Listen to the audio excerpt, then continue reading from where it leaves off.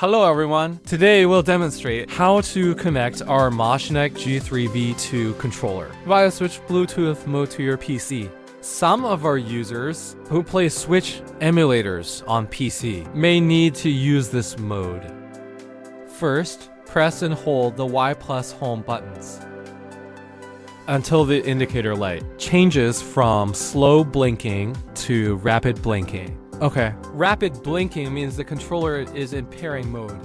Then click Add a Bluetooth device on your PC. Select Bluetooth. Okay, let's find a device called Pro Controller. Simply click to connect.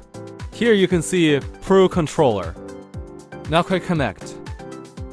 The controller will vibrate, indicating a successful connection. The device name shows Pro Controller. Let's test it on a web page. You'll notice it's recognized as a Switch Pro controller. This means we've successfully connected to the PC in Switch mode via Bluetooth. Note, the triggers are non-linear. Okay, that concludes our simple connection guide.